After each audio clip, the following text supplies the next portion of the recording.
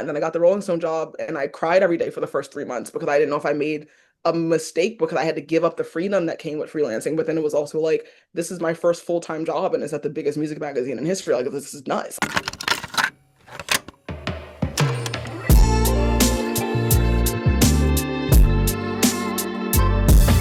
Hi, welcome to the guest list with Patrick Hicks. I am joined today by Rolling Stone writer Larisha Paul. Larisha, thank you so much for joining me today.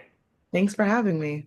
I am such a big fan of your work. You have been writing some great articles recently. The one that really I was like, I have to have her on this podcast was the one about voice audition core. I know you're getting a lot of buzz for that, but I loved that article. Thank Um, you. Talk a little bit about what was your impetus for writing that? I it started as a joke slightly where I was in meetings at work and we'd be brainstorming story ideas and just talking about different things or talking about whatever's happening in pop and in music. And I just kept using that as a descriptor. I just kept being like, it sounds like they're auditioning for The Voice. Yeah. And for some reason, there was something about that where everyone was just like, oh, that's exactly what it is. So I guess it just kind of stemmed from that. But it really was just a thing of I feel like a lot of times when it comes to pop music, I'm such a pop fan. I've been the biggest pop music fan my entire life. And there are a lot of things that happen in pop where I can recognize why it's not connecting with me and why it's something that's not for me necessarily or something that I feel is meant to connect with me.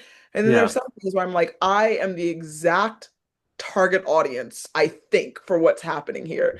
But why is it not working? And I think when stuff like that starts to happen, I'm like, no, it has to be something else. Like, what is it that's kind of making this kind of friction and this disconnect? And I was thinking a lot about Benson Boone and Alex Warren, and that was where I landed. I was just like, oh, this is because I feel like I'm watching The Voice. And my whole thing with The Voice is every season that I've watched, I used to watch The Voice all the time. And I found myself really drawn to a lot of the vocalists that were on that show. And I loved their voices and I thought they were great. And then the second the show was over, it was just like my mind was wiped. I didn't think about them again. Like it just that's how I am with every like reality show that I watch. Like when a season of Love Island ends, I'm not thinking about those people anymore. It just kind of goes out. I thought you made a lot of great points in that article. I also liked it. I mean, you weren't like derisive of this genre. It was just kind of like identifying like these. This is the structure. This is what it's like. This to go up the octave to get the judges to hit the button and turn around. Yeah. It was very interesting. You talked a little bit about your childhood, growing up, listening to Top 40. Where did you grow up? I grew up in the Bronx, New York, and then I spent 7 years middle and high school in Virginia.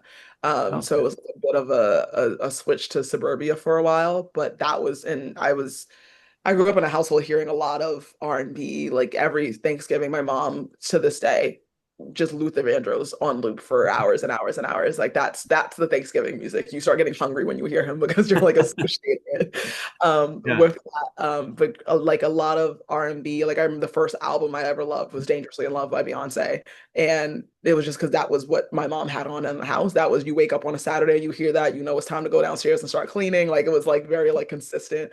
Um, Yeah. House and I would come home from school and I would watch 106 in Park and I learned about a lot of the music that I love through that. I used to just love literally watching the Grammys every year, watching anything that had anything to do with music, listening to the radio all the time, and just kind of literally just hearing whatever I could. And then I was like on MySpace when I was like 9 for some reason, and like finding music on there and just kind of just collecting songs in really niche ways.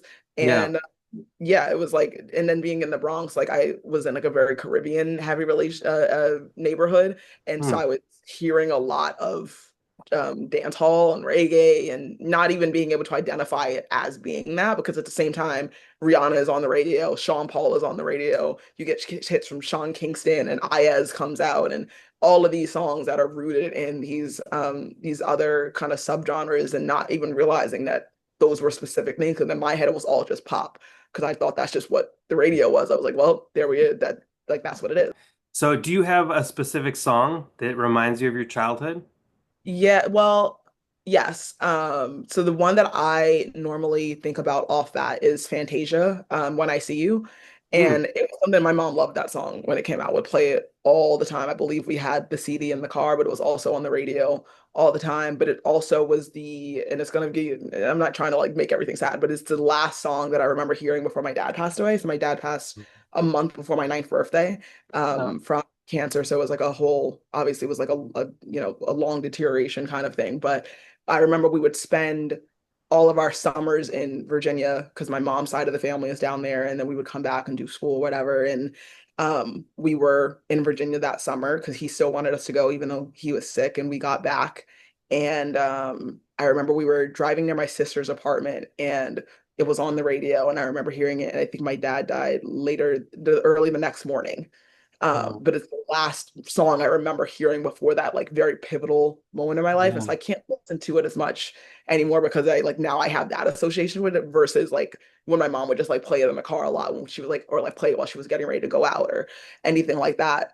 But it was I hold it very dearly because it is one of the first times I realized looking back how closely or like the first like one of the earliest examples I can remember of how closely my memories are tied to music Yeah. because much of how I remember anything that has ever happened to me is if I can remember the music that was playing when it was happening. Otherwise, my memory is spotty at best about very many things. When did you know like you wanted to be a music writer? I went to a concert when I was 15. I skipped school with my best friend at the time in Virginia. And we went to the venue at like 1 p.m. You don't have to do that in Norfolk, Virginia. I knew like people in like New York were like camping for shows and like Yeah. getting there at the crack of dawn. And I was just like, oh my God, if we want to be in the front, we have to get there so early. You did not have to do that in Virginia. Like you didn't have to do that. But we skipped school at like 1 and got to the venue. And it was for the band American Authors. It was like when Best Day of My Life was really big. Mhm. And I really liked some of the stuff they had on their EPs. I don't even think their first album was out at that point, but I really loved some of the other stuff I heard on their EPs. And we went and we were like standing outside this venue, and everyone's like, when are these two 15-year-old girls just doing kind of standing around here? And there were these people there from like a radio station or something that were doing hosting something with the band for around the show. And they were like, oh, like, did you guys like want to meet the band? And we were like, oh, we don't have meet and greets. And they were like, oh, we didn't ask you that. Do you want to meet the band? And we were like, oh, absolutely, sure we do. And Oh, so cool. they like took us in and there was like a little acoustic session and then there was a Q&A. And the other people that were in the session were just like people who won a radio contest. Like we're just kind of there to be there and not there necessarily because they were like really big fans of this band or anything like that. And I was Yeah. like always a very shy kid. And so I was never very um outspoken. I was very just kind of in my own world. I was reading a lot. I was listening to a lot of music, but I was just very like kind of in myself and I was very shy. I was very anxious and they were just like, "Oh, like does anyone have questions for the Q&A part?" And it was just dead silent in that room. I will never forget it. I was just like, this is so painfully awkward. I cannot let this go on any longer because no one was saying anything. And I was like, this is Yeah. so bizarre. And I was just like, oh, like, what's your favorite? I think I asked him, I said, I asked all of them actually, I was like, what's your favorite tattoo on another member of the band? So not your own favorite tattoo, but like your favorite of like one of your bandmates' tattoos. And Okay. one of the guys Creative question. right. And I remember the guys going, "Oh, that's so interesting. No one's ever asked us that before." And I just Yeah. kind of had this moment. I went home and I was like Googling, I was like social media journalism. But yeah, that was the moment that I was just like, oh, maybe this is something that's like a thing. Because I watch all of these interviews of my favorite artists all the time, but it never really connected that it was something that I could do. I just didn't know anyone that did it. I didn't know how Yeah. to do that. And also at that point in time, it was primarily men doing a lot of this work. And as a pop fan, Sure. having to grow up reading pop music through the perspective of men was difficult, especially as I kind of ingrained myself in fandom and the experience of fandom as a young woman and the community that builds and how that impacts your relationship with music and how you hear it and how you interact with it. It was just like I didn't know that that was something that I was allowed to do. That was the moment when I kind of went home and was just like I think I could do this. And I think within a week I went to my mom, I like sat my family down and I was like, hey guys, not gonna be a doctor anymore. And my siblings were a bit like, because they're older than me, I'm the youngest of four. And so my siblings were a bit like, no, like you have to, like, why would you ever want to, why would you, there's no money in that. And my mom looked at me and was like, duh, like obviously, obviously, because having watched me grow up and Yeah. see how I love music and begging her to buy me magazines every time we were near a bookstore or a supermarket and just kind of hoarding information like that. She saw it coming. I had a typewriter when I was 7. Like she saw it coming a mile away. I did So she not. was supportive. Always, always Good. the most supportive, That's my biggest cheerleader ever. Yeah. oh, that's great. I mean, the world has enough doctors. We do not have enough music journalists, especially doing the stuff that you do. So I'm glad. What an origin story. Well, like what a that's like a biopic moment. Like everybody's silent and you're like, I'll ask a question. That's amazing. So speaking of concerts, what is a song from a concert experience that you would put on a playlist of your life? The one that came to mind first was Satellite by Harry Styles. It's from his album Harry's House. I went to when he did a residency in New York at Madison Square Garden. He played 15 nights. I think it was a 10 or 15 nights. I think it started at 10 and then went up to 15. I attended five of these nights, is the point. I was there for five of these shows. Yeah. And one of the nights, I worked at Madison Square Garden when I was in college. I was an usher. It was like the coolest job I could have ever had because I could not afford to go to all the shows that I wanted to go to. And then when I was Yeah. working there, I got to watch them and I got to see all these incredible things that I never would have at any other point in my life gone to see. Like I've seen Andrea Bocelli like twice. I've seen Billy Joel 50 million times. And honestly, could never listen to a Billy Joel song again in my life, probably. But I had like connections and stuff with people that I still knew there, even after I had stopped working there. And I had surprised my friend. So when I was on One Direction Twitter, I had like my little community, my grouping of friends, but I made two of my best friends on there, Vic and Shelby. And Shelby lives in Kentucky.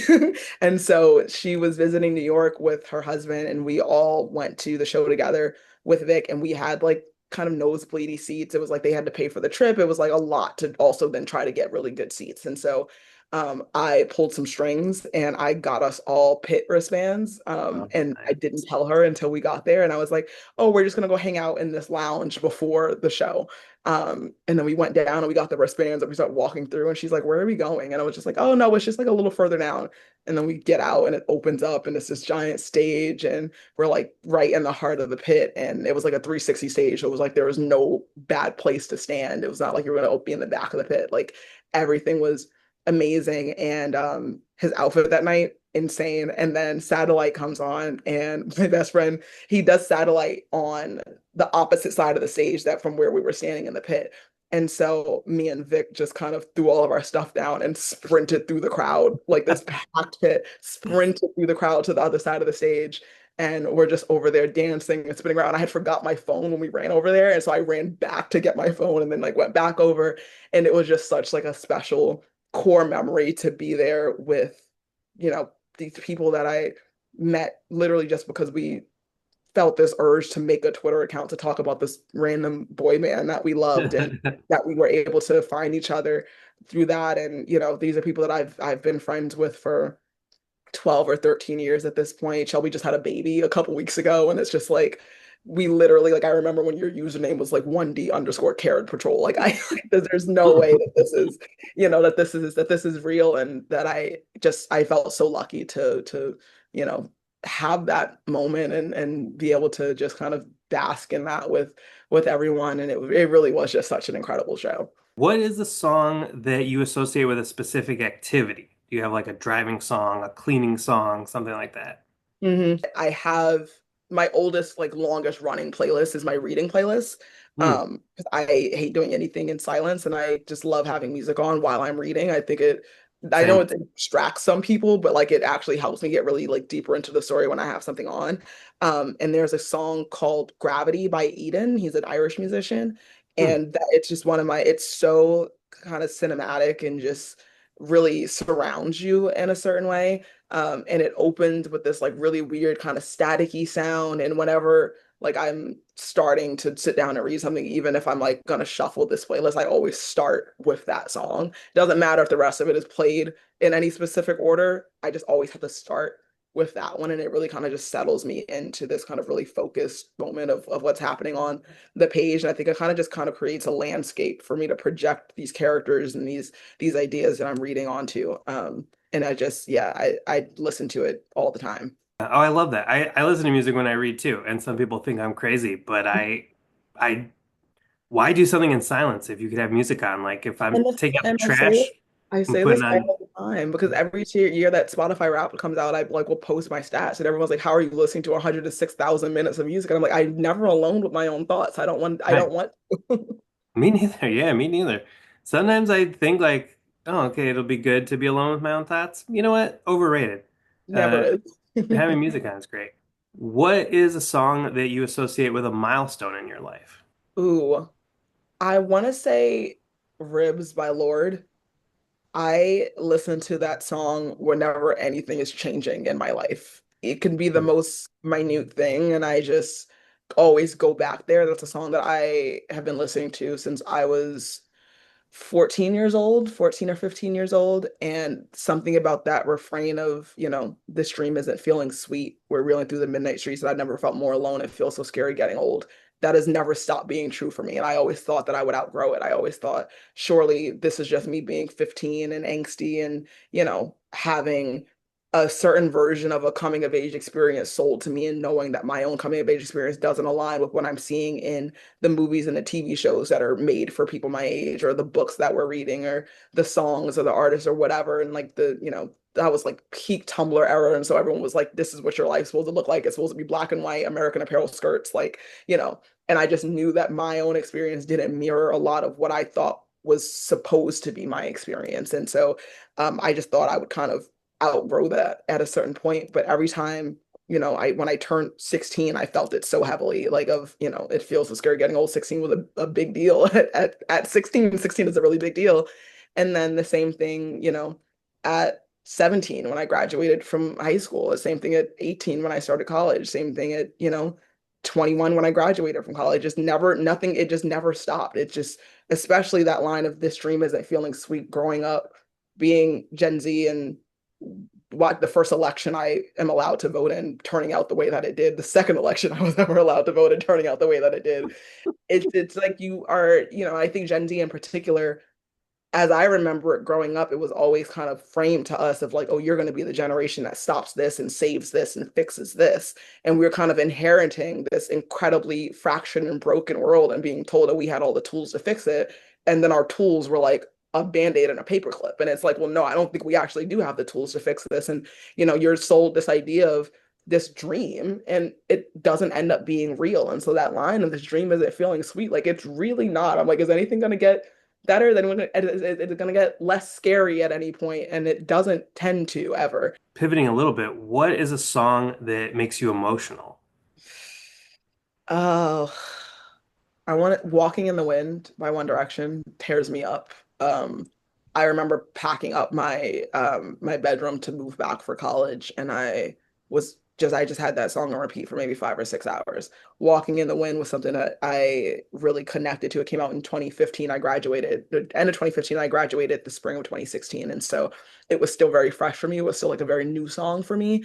And at that point in time, One Direction were kind of not existing as much anymore. And so we're just kind of getting to a point of like saying goodbye to a lot of things. And I think so much about grief and change and the passage of time in a way that is maybe not healthy. I just spend so much time just thinking about all of these things, and walking in the wind, I return to whenever anything is, changing in a way that I need to be comforted by and I need to be, kind of settled in. And I wrote about walking in the wind a bit when Liam Payne died last year. On my brother's birthday, mind you. And I was just like, oh my God, like everything compounded. And I was like, it never occurred to me that anyone in One Direction could die. Like I Yeah. never thought about it. And it just hit me in such an insane way that really restructured my idea of grief. And my first massive experience with grief obviously was when I was a child and it was a parent. And I was so taken aback by how my grief presented itself in this moment. But the first thing that I did when I was really sitting down trying to collect my thoughts about it, especially being in this industry, knowing I would have to talk about it. I didn't know if I was going to have to write about it. I didn't know if I could write about it, but I knew I was going to have to talk about it in some capacity with someone. And then I was like, I don't know how I'm going to do that. And I just kind of sat and again, I listened to Walking in the Wind for hours, just looped and looped and looped. And there's a line where it's like, you will find me in places that we've never been for reasons that we can't explain. Walking in the wind. It's just like, goodbyes are bittersweet, but it's not the end. I'll see your face again. And those kind of literally cherry on now. I kind of, before I went to bed that night, I like kind of wrote off a thread about how much I owe One Direction as far as my career, as far as my friendships, as far as my relationship with music, all of these things. And so I just kind of wrote up a thread, and then the next morning my editor had emailed me my own Twitter thread. I was just like, I think people could really resonate with some of the ideas you're presenting here if you feel, up to doing something. And I wrote a personal essay, and it was the first time I've ever published anything for Rolling Stone where I was talking about myself, where I was Mhm. talking about myself and just kind of my experiences, and contextualizing that in the scope of this horrible moment, but then also thinking about, how One Direction hasn't existed in the form that we loved it as in a long time, and how right when William died, it was a complicated thing because there were these other things coming out about him, and it was just like, how do we how do we make this make sense to other people? I knew that all the girls that I grew up with on Twitter and that are my best friends now would understand that. But I was like, how do I present this to other people without it sounding crazy, without it sounding parasocial, without it sounding all of the adjectives that are thrown at young women who are really big fans of things, especially pop music, especially boy bands. And it's one of my favorite things I've ever written. I sobbed my eyes out the whole time I was writing it. I was listening to Walking in the Wind while I was writing it, just crying the whole time. And then it came out, and I was getting just so many messages from those same girls, from random people, from people in the industry, publicists and managers, and just random people. Because I see how clear the pipeline is. I see how many of the girls I knew from Twitter work at major labels now and like do all of this kind of stuff, and how much we've infiltrated this space. But I just wasn't expecting the reaction that I got from that. And it just made me think a lot about that line of like, goodbyes are bittersweet, but it's not the end. I'll see your face again. Because it really did bring all of these people just back out of the woodwork, people I hadn't heard from in years, people who came back and told me they've been following my writing, even though I haven't heard from them in years, and just really special things like that. And getting to just put on paper how much that time meant to me. And when I tweeted it out, I framed it as like kind of like a love letter to One Direction and to all of these people that I shared this experience with, and to all of these songs. And I framed it as like, I consider them all to be the greatest loves of my life. And I think if we were to have a song that encapsulates that, that's Walking in the Wind for me. Shifting gears a little bit, although you were talking about lyrics in that song, what is the song with some of your favorite lyrics? Oh, very easily. It's Crave by Paramore. It's on their most recent album. And I, I love Paramore. I've always loved Paramore, and this record in particular, it felt like it was pulled directly out of my brain somehow. I was like, I don't actually know how you got in there and figured out that this is exactly what I've been thinking about all the time. I was like, and I had mentioned it before, but I think so much about time and the passage of time and memories, and how we can't go back to certain moments, and grief, and the grief that comes with growing up. Like all of these things is what I'm thinking about talking about with everyone all the time. And this song in particular, like, I pulled the Genius page up just because I want to, like, it's really like the first verse on its own. I can't wait to memorize this day, or a picture could not contain the way it feels. You say live in the present, I'm already dreaming of how it begins and trying to savor the moment, but I know this feeling will come to an end. And then the end of the chorus was like, just for a second, it all felt simple. I'm already missing it. And it's just like, oh my God. And then the second verse comes.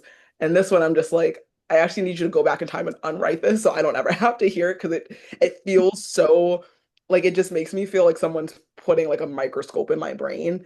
And I romanticize even the worst of times when all it took to make me cry was being alive. Look up and see a reflection of someone who never gave way to the pain. What if I told them that now that I'm older, there isn't a moment that I'd want to change? And it's just like, how did you do that? Like, how did you do that? And every single word in this song, I'm just like, I feel like this was genuinely someone took a tweezer and just kind of pulled a thread out of my brain, and these words were written on it, because I just think so much about how much we can't get back the time that passes, and what it means that we hold on to the moments that we do have. I was just like, there's so many things happening that I can't get back. I felt like I didn't have like the college experience that I wanted, and then the pandemic ruined how it ended, and then I just kind of moved on, and then I didn't feel like I used the time during the pandemic when everyone was at home doing nothing. I was freelancing, and I was like working. I was so focused on my career, I didn't actually take time to relax, and I'm really bad at finding time to relax. And now I kind of wish I had more of that free time back. And then when I was freelancing, I was like having such a good time doing that. And then I got the Rolling Stone job, and I cried every day for the first 3 months because I didn't know if I made a mistake, because I had to give up the freedom that came with freelancing. But then it was also like, this is my first full-time job, and it's at the biggest music magazine in history. Like, this is nuts. I was like, I don't know how to do any of this. And so that idea of like, there's always these moments that we think we want to change in the moment, and then you get out of them, and then you're like, oh, but I actually missed that part of it, and I missed this element of it, and just having all of that distilled into like 3.5 minutes, I was just like, this feels like this was written specifically for me. And I mean, that album was really great. And I feel like Haley is a very underrated lyricist. I really do like a lot of her lyrics. All right, moving on with the playlist a little bit. What is the song you think people would be surprised that you love? I'm gonna cheat a little bit with this one because no one that has ever met me in Fine. my entire life will be surprised by this. But Mirrors by Justin Timberlake, I Mm. think people are surprised by how much I love that. This is genuinely my favorite song in the history of recorded music. There is not a single song that makes me Okay. feel the way that this song feels. And to the point that like I literally and it was a joke. So the song came out on my mom's birthday in 2013. 2013 is my favorite year of music. That year shaped me into who I am as a person, and everything that came out that year. This Justin Timberlake album, 2020 Experience, Paramore coming back with self-titled Still Into You is my favorite love song of all time. Fall Out Boy coming back with Save Rock and Roll. It was just 5 Seconds of Summer is my favorite band, and I found them that year through One Direction, and the One Direction. Everything about 2013 is who I am as a person. Is in my DNA. And that song came out, Mirrors came out on my mom's birthday that year. And so when it when it turned 10 in 2023 and we were like doing like my mom's cake and stuff, I like lit an extra candle and I was like, well, this one's for Mirrors. We're gonna like wish Mirrors a happy birthday. Because I just it rewired how I hear music, I think. And I think I've always loved music. I've always had a deep understanding of music, but I was always, and I'm always to this day, I'm very a lyric first kind of person. But Mirrors was like such a combination of the way that the sounds were interacting with the lyrics, and it just was so purely devotional, and just like this idea of, you know, being able to see yourself reflected in other people. And I know Justin Timberlake gets jumped a lot for a lot a lot of things. But I could never betray him on the basis of this song alone. I think it's something that just changed the way that I hear music to this day. Every time I hear it, it sounds exciting and it sounds new, and I just never tired of it. I think I genuinely have probably heard this song over 1,000 times. Like it's just I don't I will go entire days where this is the only song I'll listen to. My just song is 8 minutes and 3 seconds long. um and so no one that has ever met me will be surprised to know this because I speak about it often, and it's like the one thing that is very clear to know about me. And it was so funny because I just reviewed Justin's latest, most recent album last year, and I remember I didn't review it well because I was just like, it's not good. And I remember somebody replying to the Rolling Stone account where that when they tweeted it out, and they were just like, "I doubt Larisha." They put my name in quotes. They were like, "I doubt Larisha is the target audience for this album." And I was like, if I'm not the target Who audience, is? Yeah. not one. There is not one. I was like, I am literally, if Justin Timberlake has no fans left, I'm gone. Like, what do you mean?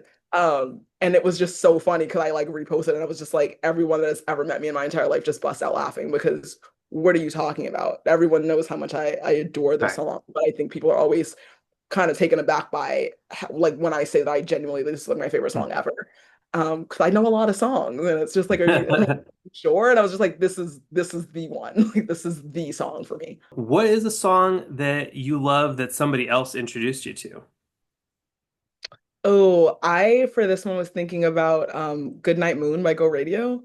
Hmm. I had never heard this song before, and I was in Virginia. I was visiting my two best friends there, and this is like when we were like in college. They stayed there for college. I obviously came back to New York, and I was visiting for the first time I think since I had moved, and so I hadn't seen them in months, especially for like a prolonged period of time. I was there for like a week and a half, and we went out to dinner one night, and we were driving back, and the sun was like just setting, and we are like playing each other songs in the car, and my friend Liz is like, "Oh, I love this one," and played Goodnight Moon. And it was just something about that moment of being like on the freeway and the windows are cracked and the sun is just setting. And it was like the perfect amount of warm out in like late July, early August. And it was just one of the most beautiful moments of my life. And just having my best friend sitting there and, it was just so special. And it's such a sweet song. Um, and just I love when like the guitars came in, just like the moment of hearing that in the car. It almost like one of my favorite movies is The Perks of Being a Wallflower. It felt like a tunnel song. Like it just kind of felt like that moment. And I'm always gonna associate that song with her. I love it. It's so special to me. What about the flip side? What's the song you introduced somebody to that you love? I don't know. I believe I introduced them to this song. They might have already known it, but it has just like become like our song. But I put so my best friend Vic, we met on Twitter when we were 13. And to this day is like my closest friend. It's really sweet actually because the band whose song this is we just saw live together like 2 or 3 weeks ago. But it was Props and Mayhem by Pierce the Veil. Hmm. Because we were actually 15 on Twitter and I couldn't like mail them a birthday gift and I wanted to give them something for their birthday. And so I made them an 8 tracks playlist, which was like our like mixtape app what everyone used in the Tumblr days. And I made them an 8 tracks playlist of just all these songs, and Props and Mayhem was one of the songs that I put on it. And it was, it was on Collide with the Sky, which is like one of our like collective like favorite albums. And we actually just saw Pierce Seville headline Madison Square Garden for the first time a couple weeks ago, and we like dressed up as Vic and Kellen from the King for a Day video, and it was just like so sweet and such like a full circle moment. And we were driving afterwards and like playing Pops and Mayhem in the car because it was not on the set list, which was devastating. Oh. That would have been like the best moment ever. We would have got to hear that song together. Um, but yeah, like we hadn't even met at that point. I didn't actually meet Vic in person until we were 18. Hmm. And so it was just like something that was like a thread that is just lasted now. And now we're 26 and it's just like still like the most special thing for us. Yeah. What is the most recent song that you've fallen in love with? Mm, I kind of have two because I think a lot about music that you hear the first time and you like it, but it doesn't really grip you until like a little bit later. Sure. And then there's times when you hear something and it's like immediate, like I'm gonna listen to this song and love it for the rest of my life. And I had those experiences first with Promises by Luke Hemmings. He's the lead vocalist in 5 Seconds of Summer. He's had 2 solo albums come out now. This one is on the most recent one called Boy. And it's just such like a you just kind of feel surrounded by it. And there's something about the outro where it's just like all of these vocals are layered, but in this like really hazy way. And his voice starts cutting through, and he's like, it's the promises we make them every time, and every word you said, I hang on every line, I do it all again.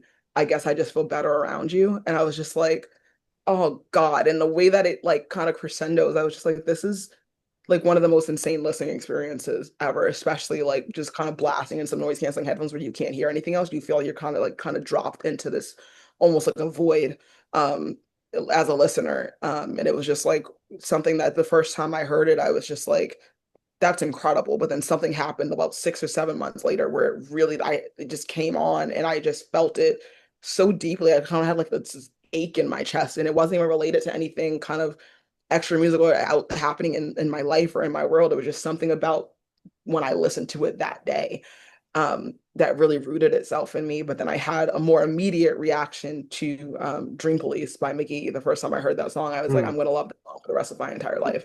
I don't think I listened to anything else for like 3 days, just this one song on loop, on loop, on loop, on loop.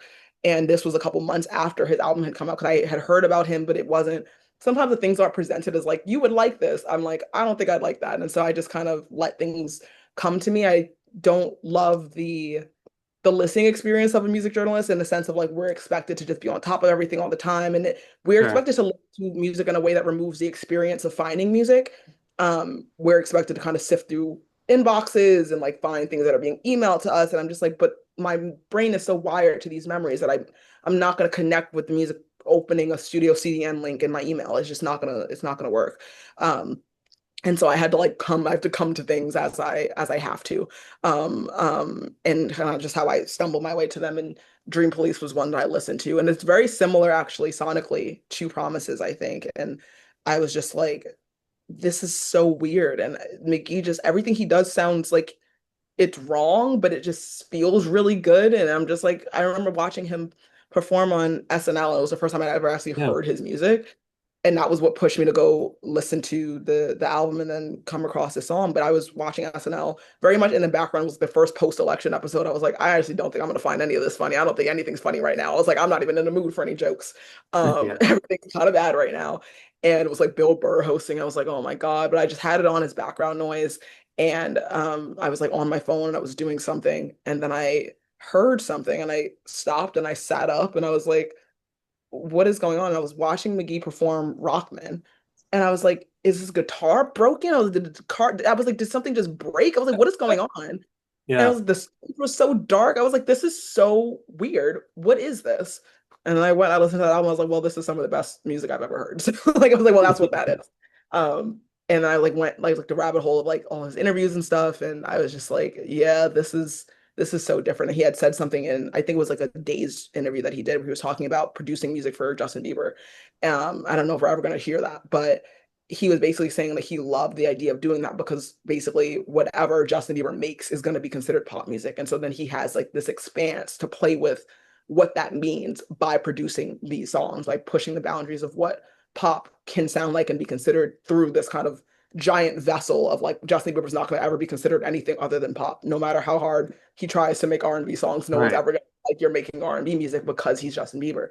And I just really loved that way of thinking about it. And then going back into the album with that in mind, I was just like, yeah, this all can be pop and it can be weird and twisted and sound broken, but then also work incredibly well. And I just, yeah, those two records, I Oh, listen to all the time.